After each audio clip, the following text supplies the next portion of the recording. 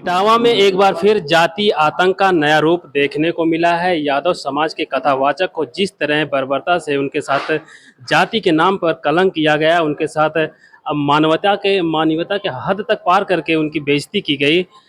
इस समय हम आजमगढ़ में मौजूद हैं, आजमगढ़ के सपा कार्यालय में, और हमारे साथ हवलदार यादव जी हैं। इनसे पूछते हैं कि आज के समाज में क्या हिंदू धर्म इतना बटा हुआ है। कहा जाता है कि बटोगे तो कटोगे, और यही समय है जो दर्शाता है कि लोग बट रहे हैं। जी, क्या कहना चाहते हैं? एक तरफ नारा लगता है कि बटोगे तो कटोगे, और बांटने वाले कौन हैं, और ऐसी हादसा पे आप क्या कहेंगे? देखिए, यह हिंदू धर्म के नाम पर भारतीय जनता पार्टी केवल राजनीति करती है। वह आम आदमी के प्रति वह वही बर्ताव करती है जो सदियों पहले राजे रजवाड़े और ब्राह्मणवादी व्यवस्था मनु विधान के अनुसार करती है। वह कभी नहीं चाहते पिछड़े दलित समाज के लोग आगे आवें और वह कोई अच्छा काम करें। जब वो अच्छा काम भी करते हैं तब भी भारतीय जनता पार्टी के लोग कहते हैं यह काम आप न करो। ये देखो सदियों से होता आया है। अभी संविधान को 78 साल हो गए लागू हुए। अभी देश के राष्ट्रपति द्रौपदी मुर्मू जी, महामहिम द्रौपदी मुर्मू जी, यहाँ पर अयोध्या में राम मंदिर का उद्घाटन था। सभी देश विदेश के लोग आमंत्रित किए गए, लेकिन उनको नहीं बुलाया गया क्योंकि वह अनुसूचित जाति की दलित महिला थी। इसके पहले जो राष्ट्रपति जी थे वो दक्षिण में एक मंदिर में गए थे, पूजा अर्चना करना चाहे, लेकिन मंदिर की सीढ़ियों से उनको नीचे उतार दिया गया। इसके पहले भी संभोग ऋषि की कहानी आप लोग जानते ही हो। आज भी जो लोग इस तरह का काम करना चाहते हैं, हिंदू धर्म के नाम पर अगर कोई काम करना चाहते हैं, तो उन लोगों को काम नहीं करने दिया जाता है। कह दिया जाता है कि आपको ये अधिकार नहीं। वही हाल वहाँ पर ये अधिकार कौन तय करेगा? ये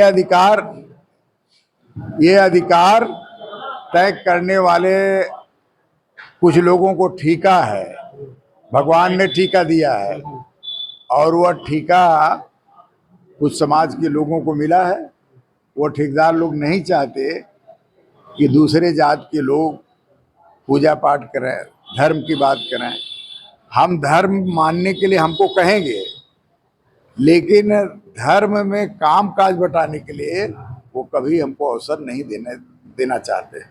आप बताओ, अगर धर्म के नाम पर, धर्म में दलित भी हैं, पिछड़े भी हैं, हिंदू दलित भी हैं, पिछड़े भी हैं, फॉरवर्ड भी है, सब लोग एक ही निगाह से देखे जाने चाहिए ना।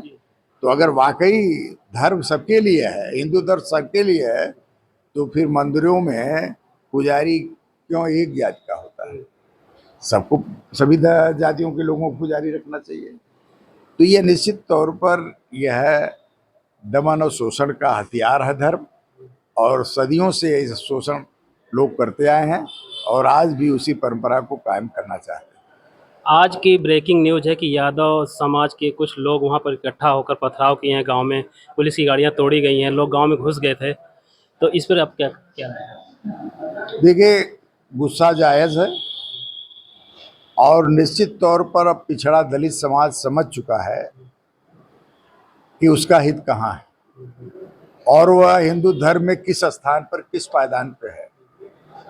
और ये समझदारी अब धीरे धीरे विकसित हो रही है, और अब पिछड़ा दलित समाज इकट्ठा होकर के इनको, जो डॉक्टर बाबा साहब ने संविधान बनाया, जो अधिकार दिया है, उस अधिकार के आधार पर ये हिंदू धर्म के जो लोग ठगी का हथियार बना लिए हैं धर्म को, उनको करारा जवाब देंगे।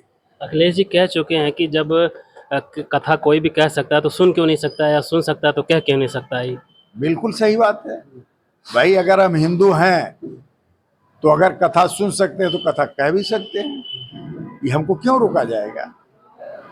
ये उनकी बात 101% सही है कि जो सुन सकता है वो कह भी सकता है। केवल सुनने के लिए वो थोड़ी बना है। इसी तरह लगातार अगर यादव समाज या दलित समाज कोई भी हो इस तरह भगवान के मंदिरों में अगर जाता है, इस तरह उनका विरोध लगातार देखने को मिलेगा, तो अगला कदम क्या होगा पार्टियों का? देखिए, अब अपने आप लोगों में जागरूकता बढ़ रही है। पिछड़ा दलित समझ रहा है कि धर्म के आधार पर हमारा किस तरह से शोषण हो रहा है, किस तरह से दमन अत्याचार हो रहा है। ये क्या है, बीजेपी क्या है? बीजेपी तो हिंदू धर्म के नाम पर ही आई है ना। वो कहते हैं कि मुसलमानों से इस देश को खतरा है, मुगलों ने इस देश पर जबरदस्ती कब्जा कर लिया है। अगर आप लोग सचेत न होंगे तो पुनः पाकिस्तान हमारे देश पर कब्जा कर लेगा। जिस देश की आबादी 140 करोड़ है, मुसलमान मात्र 20 करोड़ है, 120 करोड़ हिंदू हैं, उस हिंदू में राष्ट्रपति, प्रधानमंत्री, गृह मंत्री, रक्षा मंत्री, सभी मुख्यमंत्री सब हिंदू हैं। तो कैसे मुसलमान 20 करोड़ मुसलमान कब्जा कर लेगा? यह सिर्फ इस नाते कहते हैं कि हिंदू धर्म के नाम पर, हिंदू के नाम पर लोग संगठित होकर के हमारी सत्ता कायम किए रहें और हम अपनी सत्ता के माध्यम से पुनः मनु विधान को लागू करें, जिसमें गरीबों को, पिछड़ों को, दलितों को न पढ़ने का अधिकार, न नौकरी का अधिकार, न जीने का अधिकार नहीं था। यह काम वो करना चाहते हैं।